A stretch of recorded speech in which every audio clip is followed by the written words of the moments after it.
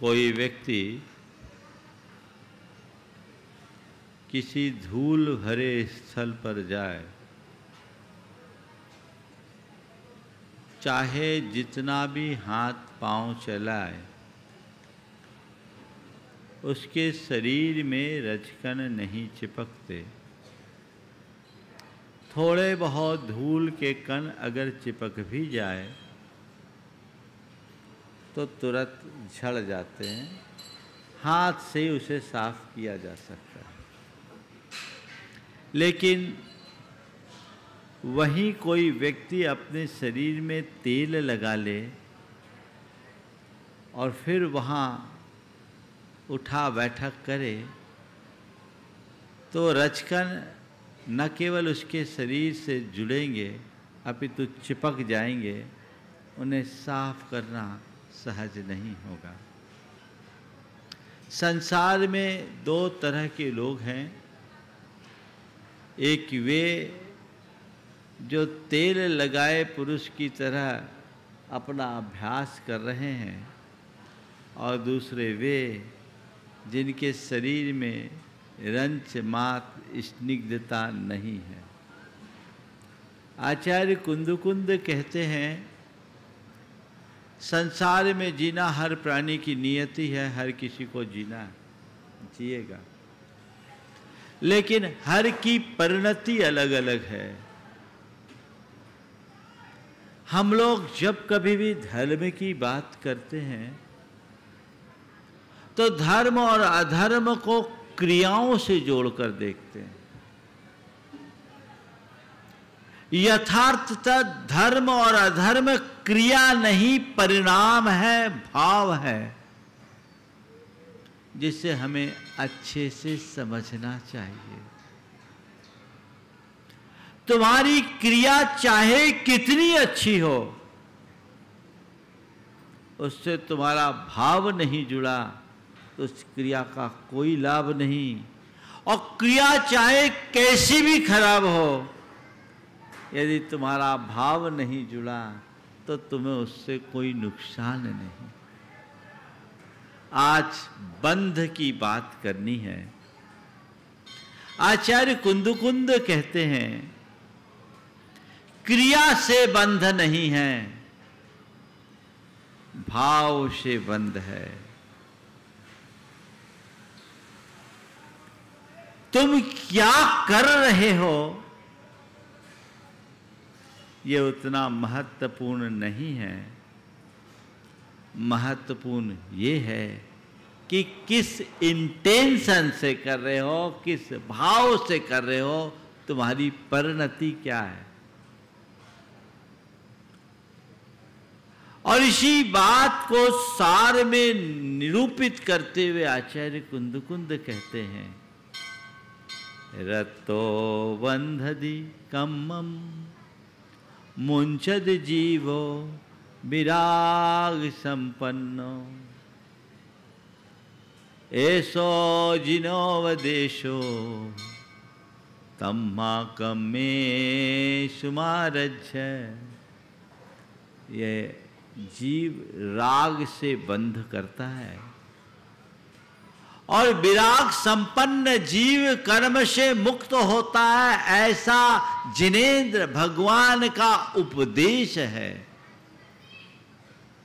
तम्हा कमेशु मारज है, इसलिए तुम कर्मों से राग मत करो। और इसी बात को दूसरे शब्दों में ये कहते हैं, रत्तो बंधदिकम्मम मुंचदिकम में ही राग रहिदप्पा ऐसो बंध समासो तम्हा कम में सुमारज्छ।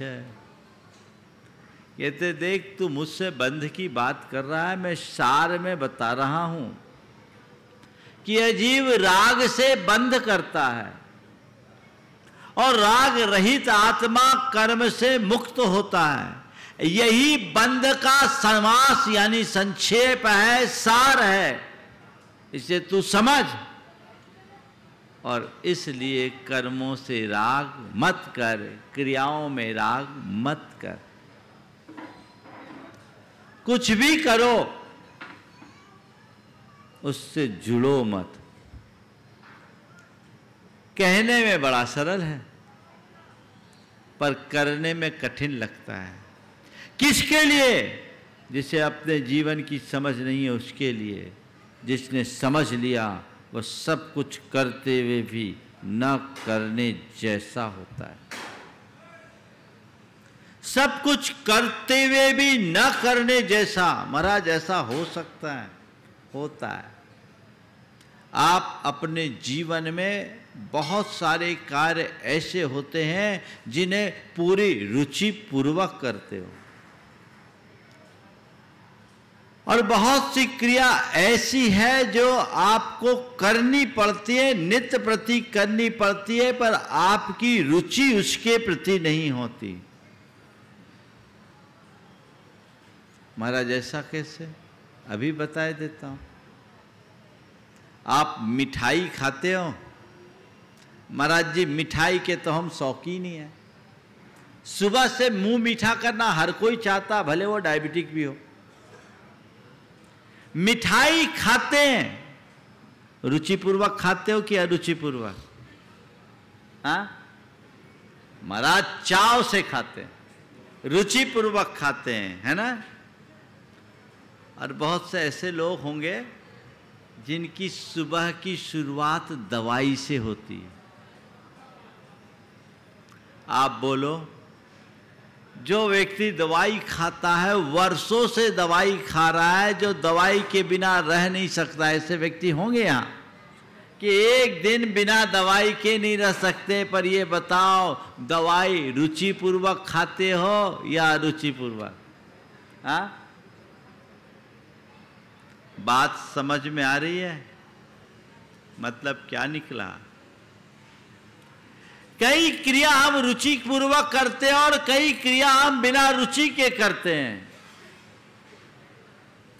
जिस क्रिया में तुम्हारी जितनी गहरी रुचि यानी राग रति, उतना बंध है, और जिसमें अरुचि उतना अबंध है। सूत्र दे दिया कि तुम संसार में रहो पर उसमें रमो मत, स्वयं में रमो। रम गए तो गए, समझ गए? रहना, रमना, थमना, बहना। कल मैंने कहा था कहना, सहना, रहना, बहना। आज बोल रहा हूं रहना, रमना, थमना और बहना। रहना, संसार में रहो। रहना हमारी परिणति है, नियति है। तुम चाहो भी तो संसार से बाहर नहीं जा सकते। जा सकते हो क्या?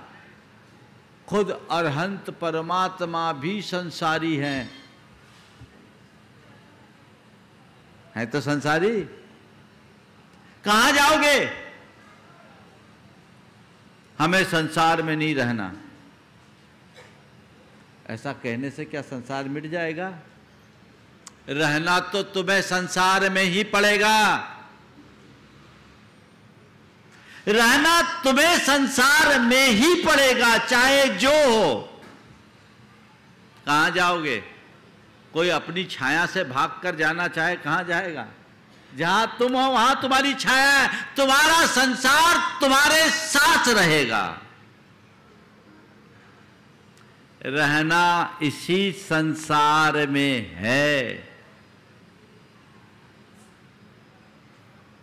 पर कैसे रहें? एक संसार में रहता है रमकर, और एक संसार में रहता है बिना रमे। रहो, रमो मत। मतलब सब कुछ करते हुए भी अपनी स्वतंत्र पहचान बनाए रखो, और मन में ये धारणा बनाओ कि मैं जिनके बीच हूं, ये राग रंग मुझे उलझाने वाला है, ये मेरे दुखों का कारण है, ये मेरे दुख का बीज है। ये सेवन करने योग्य नहीं है, क्योंकि ये सेवन करते समय तो सुखद होते हैं, पर इनका परिणाम बहुत बुरा होता है। मेरे जन्म जन्मांतरों का यही अनुभव है और मुझे अब इस अनुभव से बाहर आना है, रहना है, रमना नहीं। लेकिन जब तक भीतर राग की प्रगाढ़ता होती है, व्यक्ति रहता ही नहीं, रमा रहता है, पूरी तरह उसी में रचा पचा रहता है। अपने मन से पूछो, तुम संसार में रह रहे हो या रमे हुए हो? रहना तो सबका है, रहने और रमने में बड़ा अंतर है। एक राजा किसी संत के चरणों में तत्वोपदेश की भावना से गया। संत ने कहा ठीक, संत ने कहा ठीक है, मैं तुम्हें उपदेश दूंगा, तुम्हारे राज्य महल में आकर दूंगा। राजा प्रफुल्लित हुआ, चलो इतने बड़े संत का आतिथ्य और सत्कार करने का भी सौभाग्य होगा, मेरा राजमहल पावन हो जाएगा। संत समय पर राजमहल में आए और वहीं रहने लगे। राजा ने तो सोचा था आएंगे, भिक्षा लेंगे, चले जाएंगे। आए सो जाने का नाम ही नहीं, वहीं रह गए। अब राजा के मन में बड़ा उथल पुथल, जे महाराज तो जम गए। मन में सोचे कब जाए, पर बोल ना पाए, बड़ी मुश्किल। महाराज जी आपको आए इतने दिन हो गए, महाराज जी आए आपको इतने दिन हो गए, किसी न किसी तरीके से बातें बताते बताते बोल ही दे कि इतने दिन हो गए, ताकि महाराज समझ जाए कि अब हमें चलना है। पर महाराज भी महाराज थे, वे सुने और जाने का नाम ही नहीं ले। एक रोज राजा एक रोज सुबह सुबह संत राजमहल से बाहर निकलने को हुए, निकल गए। राजा उनको छोड़ने गया। संत वो राजा सोचे थोड़े दूर छोड़ करके मैं वापस लौटूं, संत चले सो चले और लौटने का नाम ही नहीं। अब कैसे बोले, महाराज आप मुझे छोड़ो, और संत चल रहे सो चल रहे, बोले महाराज हम 1 मील दूर आ गए, हम महल से 2 मील दूर आ गए, हम महल से 3 मील दूर आ गए। अब ऐसा बोलते जाए बोलते जाए बोलते जाए, जब 4 मील चल लिए, बोले महाराज हम महल से इतनी दूर आ गए। संत ने कहा राजन बस इतना ही अंतर है हम में और तुम में, मैं महल से दूर हूँ, महल मुझसे दूर है, तुम 4 मील दूर आने के बाद भी आज भी महल में ही हो। अभी महल तुम्हारे मन में है। जो संसार को अपने मन में बसाए रखता है वो संसार में रम जाता है, और जिसके मन में राग और आसक्ति का अभाव होता है वो केवल संसार में रहता है। सब में रहो, स्वयं में रमो। किस में रमो? स्वयं में, पर में मत रमो। ये समझ करके चलो कि संसार में जो भी व्यक्ति है और जो भी वस्तु है वो महज संयोग है, मेरा उनसे कोई नाता नहीं है, वो मेरे नहीं है, न हो सकते हैं, सब अपने अपने हैं। पर भाव है, उसका प्रभाव मेरे चित्त में नहीं पड़ना चाहिए। उस पर भाव में मैं अपनत्व की भाव बुद्धि जगाकर इष्टानिष्ट संकल्प और विकल्प करता हूं, वही मेरे सुख और दुख का कारण बनता है। अब मुझे रहना है, रमना नहीं। आचार्य कुंद ने समय सार में 2 गाथाओं के माध्यम से ये हार्द खोला है कि तुम राग छोड़कर जियो, आनंद ही आनंद है। चीजों को पकड़ो मत, आनंद ही आनंद है। और पकड़ लोगे तो द्वंद्व है, इसके अलावा और कोई रास्ता नहीं है। जह विषमुब्बु जंतो बेजो पुरुषो न मरन उयादि, दब्बू भोगे पोगल कम्मस उदयम तह भुंजदि नेव वज्र दे नानी। जह विषमुब्बु जंतो वेजो पुरुषो न मरन उयादि, पोगल कम्मस उदयम तह भुंजदि नेव वज्र दे नानी। एक वैद्य जहर खाता है तो भी मरता नहीं। बहुत सारी औषधियां ऐसी है जो जहर से बनती है। कुचला एक प्रकार का जहर है, अन्य अनेक प्रकार के धतूरा है, कुचला और न जाने कितने प्रकार की विषाक्त वस्तुएं हैं जो औषधि के रूप में काम में आती है।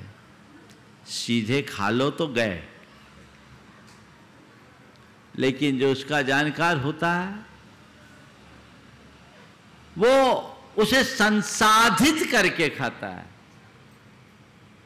पारा अगर निगल लो तो शरीर फाड़ के निकल जाएगा, लेकिन उसी पारे को भस्म बना लो तो पारद रसायन कई रोगों में अमृत का काम करता है। तो जैसे वैद्य विष का भक्षण करते हुए भी मरता नहीं, उसी तरह पुग्गल कम्म सुधियम भुजंतो, उसी प्रकार पुग्गल कम्म सुधियम तथा भुंजदी, वो पुद्गल कर्म के फल को भोगता है। नेव बद्धति, ज्ञानी बंधता नहीं। क्यों? वो उसे संसाधित करके प्रयोग में लेता है, उसमें आसक्त नहीं होता।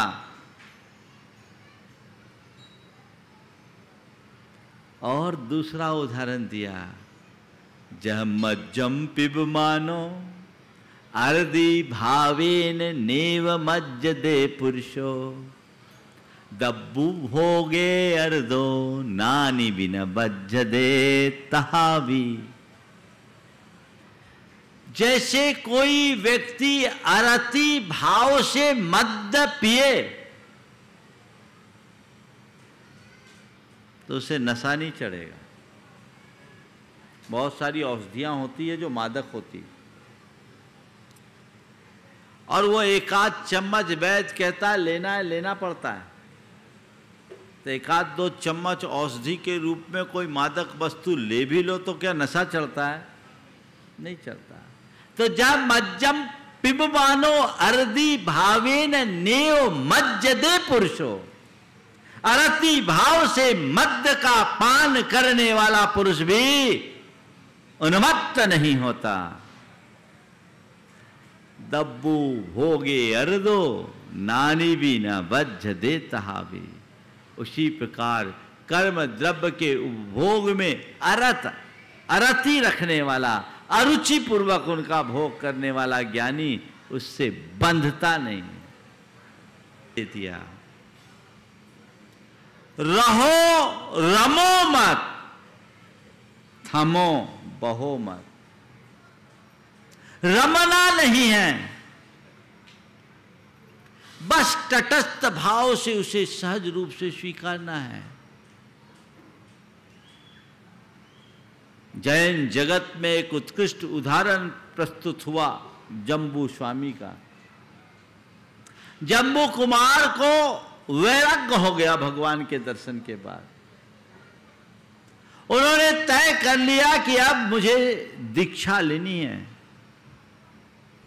उनकी मां ने कहा, एकलौता बेटा, तू दीक्षा ले लेगा तो मेरा क्या होगा? इतनी बड़ी संपत्ति को कौन भोगेगा? मां, अब मुझे निज संपत्ति का परिचय मिल गया, मुझे अब बाहर की संपत्ति से कोई राग नहीं, मुझे तो दीक्षा लेना है। बेटा, दीक्षा लेना है तो ठीक है, पर तेरी सगाई हो गई, 8 कन्याओं से तेरा विवाह होना है, उनका क्या होगा? बस हो गया सो हो गया। बेटा, पहले हो जाता तो ठीक था, तू सगाई कर ले, सगाई हो गई, तू शादी भर कर ले, और कुछ नहीं, एक रात रहना, फिर तू निकल जाना, हम देख लेंगे। क्या कंडीशन! कहते जम्बू स्वामी ने मां की बात को स्वीकार लिया और वो घर में ही कपड़े वाले साधु की तरह रहने लगे, बैरागी की भांति। अब मुझे निकलना है, निकलना है। अपरत तो किसी से नहीं, क्योंकि निज से नाता जुड़ गया। 8 कन्याओं से विवाह हुआ, 8 से हुआ ना? उस समय की सभी बड़े बड़े श्रेष्ठियों की पुत्रियां, रूपसी पुत्रियां, उन तक भी ये समाचार पहुंचा दिया गया था कि इसने एक शर्त के साथ विवाह को स्वीकारा है, एक रात रहेंगे। उनने भी कहा, ठीक है, ये भी हमारे लिए चुनौती, आर या पार, देखते हैं किसकी जीत होती है, देखते हैं किसकी जीत होती है। विवाह हुआ, करोड़ों स्वर्ण मुद्राएं दहेज में आया, सब अंबार घर में लगा है। जम्बू कुमार का मन केवल एक ही बात पर टिका है कि कब सुबह हो और मैं अपने लक्ष्य की ओर बढ़ूं।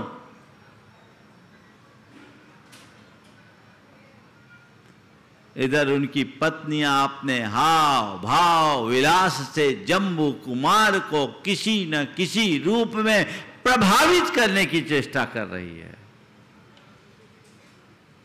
दूसरी ओर विद्युत चोर को जानकारी मिली कि जम्बू कुमार के यहां अपार धन दहेज में मिला है, चलो वहां चलकर अपना हाथ साफ करना चाहिए। वो चोरी करने के इरादे से अपने शागिर्दों के साथ जम्बू कुमार के महल में पहुंचा। जम्बू कुमार की मां की दृष्टि उस पर पड़ गई। पूछा, तुम कौन हो? बोला, मैं विद्युत चोर हूं, चोरी करने के इरादे से आया हूं। बोले, तुझे चोरी करने की जरूरत नहीं है, तू सब ले जाना, बस एक काम कर, जितना दहेज का सामान है मैं सब तुझे दे दूंगी, ऐसी दे दूंगी, तू किसी तरीके से जम्बू कुमार को भर मना ले। उसने ये निर्णय कर रखा है, सुबह होते ही चला जाएगा, तो मना भर ले, जितना दहेज का माल मैं सब तुझे सहर्ष दे दूंगी। उसने भी सोचा, गजब है, चलो देखा जाए। एक झरोखे की ओट में बैठकर वह जम्बू कुमार और उनकी पत्नियों की वार्ता को सुनने लगा। पत्नियां उन्हें अपनी ओर आकर्षित करने लगे और जम्बू कुमार उन्हें तत्व का उपदेश देते हुए संसार की नश्वरता का बोध कराने लगे। बोले, ये सब क्षणभंगुर है, ये ओस के बूंद की तरह है, ये इंद्रजाल की तरह है, ये आकाश के नगर की भांति है, ये पानी के बुलबुले के भांति है। जीवन का भरोसा नहीं, यौवन का ठिकाना नहीं, और धन संपत्ति का भी कोई विश्वास नहीं। आज है, कल रहे न रहे, मुझे इन जड़ से कोई मतलब नहीं, मुझे अपनी चेतन आत्मा से मतलब है। उनकी पत्नियां प्रभावित करना चाह रही थी, पर जम्बू कुमार टस से मस नहीं।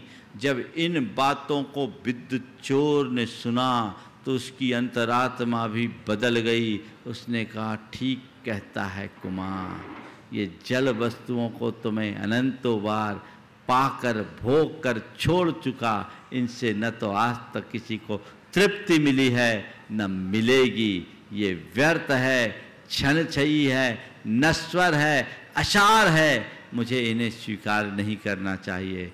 और मन में तय किया, वो तो सुबह आगे बढ़ेगा। जब आगे ही बढ़ना है तो सुबह क्यों, अभी ही क्यों न बढ़ा जाए। और चल दिए। रात में ही विद्युत चोर अपने 500 साथियों के साथ नहीं, अब शिष्यों के साथ कहूंगा, शागिर्द से अब क्या बन गए, शिष्य, दीक्षा ले ली। मथुरा की ऐतिहासिक घटना इतिहास की अमर गाथा बन गई। इधर जम्बू कुमार टस से मस नहीं हुए, रानियां, उनकी पत्नियां उनसे प्रभावित हो गई, वो भी जम्बू कुमार के पथ पर चलने के लिए संकल्पित हो गई। ये है जीवन का मर्म। जिस व्यक्ति को एक बार वास्तविकता का बोध हो जाता है, उसके चित्त से सारा आकर्षण छूट जाता है। रहो रमो मत। आज भी ऐसे लोग हैं जो संसार में हैं पर सांसारिकता नहीं है। आप सुनकर ताज्जुब करेंगे, मेरे संपर्क में 4 ऐसे युवा दंपति हैं जिनको विवाह करे हुए लगभग 15 वर्ष, 12 वर्ष और 10 वर्ष हो गए। अभी तक अखंड ब्रह्मचर्य का पालन चल रहा है। उन्होंने विवाह इसी कंडीशन के साथ किया, निष्ठापूर्वक, ईमानदारी के साथ इसका पालन कर रहे हैं। मैंने 1-2 बार उनको परखने की भी कोशिश की, टटोला, तो मुझे लगा ये कच्ची मिट्टी के लोग नहीं हैं, बहुत मजबूत हैं, इनकी धारणा पक्की है, इनका विश्वास अटल है। इस पंचम काल में भी ऐसा उदाहरण आ सकता है। मैं आपसे कहता हूं, इतना सब कुछ तो शायद आप नहीं कर सकते, लेकिन अपनी मानसिकता को तो बदल सकते हो। पूरी तरह राग रहित ना हो, कोई बात नहीं, कम से कम प्रगाढ़ आसक्ति से तो बचो, क्योंकि तुम्हारी आसक्ति ही तुम्हें उलझाती है। जितनी प्रगाढ़ आसक्ति होगी, तुम्हारा जीवन उतना ही दुखी बनेगा। मैंने देखा, एक जगह कफ पड़ा था, एक मक्खी आई, एकदम उसमें झंपापात की, उसके पंख कप में लिपट गए, मक्खी थोड़ी देर बाद मर गई। मेरे देखते ही देखते एक दूसरी मक्खी आई, एक साइड में बैठी, पूरा कप चाट के चले गई, मक्खी का कुछ नहीं हुआ। बस अज्ञानी और ज्ञानी में इतना ही अंतर है। अज्ञानी झंपापात करता है और ज्ञानी तटस्थ रहता है, एक रमता है, एक रहता है, इतना ही दोनों में अंतर होता है। रमो मत रहो, बस ये जीवन का सूत्र बना।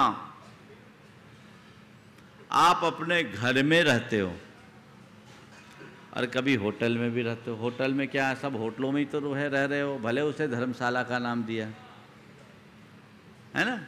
कहाँ रह रहे हो, धर्मशाला कह दो। धर्म स्थल पर बैठे तो धर्मशाला ही शोभा देता, होटल तो शोभा नहीं देता। रह रहे हो सकता है तुम्हारे घर से भी अच्छी फैसिलिटी आज तुम जहां रह रहे हो वहां हो, इट में भी हो सकता है। लेकिन मैं पूछता हूं, घर में रहते समय घर में रहने की मानसिकता और धर्मशाला में रहने की मानसिकता क्या समान है? बोलो नहीं। आप अपनी गाड़ी से कभी यात्रा करते हो, साधारण सी गाड़ी हो वैगनार जैसी, उसमें यात्रा करने की मानसिकता, और कभी टैक्सी में चल रहे हो, भले वो BMW हो, दोनों की मानसिकता एक होती है क्या? क्या होता है? महाराज अपनी गाड़ी में खरोंच आती है, सीधे छाती पर लगती है ना? अपनी गाड़ी में खरोंच आए, वो खरोंच सीधी छाती पे लगती है, और टैक्सी में कुछ हो जाए, ये तो टैक्सी है ना अनुभव? क्यों अजय जी? ये टैक्सी है। देखो मैं बताऊं, कोई भी व्यक्ति हो जहां अपना हो ना, वहां लगता ही है। एक सज्जन मेरे पास आए थे जगुआर पे, बड़े आदमी जगुआर पे, वो आए, 2.5 करोड़ की गाड़ी थी उनकी। वो एक जगह आए तो उनका ड्राइवर था, वो एक जगह थोड़ा सा स्पीड ब्रेकर गांव जैसा था, मैं इंटीरियर में था, उसमें थोड़ा स्पीड में उठा करके ले लिया, हल्का सा जर्क लगा। जो लोग उनको रिसीव करने गए थे, गली से आना था, उनने बताया महाराज जी उतर करके उनने ड्राइवर को इतना डांटा कि ऐसा रूप हमने उनका पहली बार देखा। हमने भला भाई अपनी गाड़ी में कुछ हो तो ऐसा होता ही है, कुछ भी होगा। जहां अपनत्व जुड़ता है वहां आकुलता आती है। टैक्सी उससे अच्छी चीज, लेकिन नहीं, टैक्सी है बस एक ज्ञानी और अज्ञानी में इतना ही फर्क होता है। ज्ञानी पर में आत्मबुद्धि रखकर रमता है, अज्ञानी पर में आत्मबुद्धि रखकर रमता है, और ज्ञानी पर को पर मानकर केवल रहता है, रमता नहीं। क्या करना है आज से? बोलो, रहना है कि रमना है? हाँ, रहना है, रमना नहीं।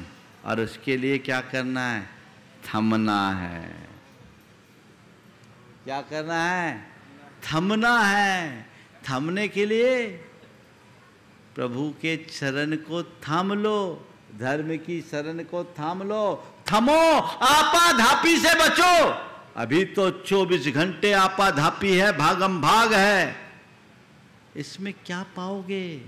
ये भाग दौड़ अंतहीन है, जिसका कोई लक्ष्य नहीं, जिसका कोई गंतव्य नहीं, उसी का नाम आपाधापी है। इस आपाधापी में जब तक भागते रहोगे आकुलता के शिकार रहोगे। तो इसलिए अब रहो, रमो मत, थमो। अब थम जाओ। कब तक दौड़ोगे? कहां तक दौड़ोगे? भैया कहीं तो थमो, और कभी तो थमो। जिंदगी भर दौड़ते दौड़ते तुम्हारी जिंदगी थम जाएगी, पर तुम नहीं थम पाओगे। जीवन थमे उससे पहले तुम थमो, और धर्म का दामन थामो।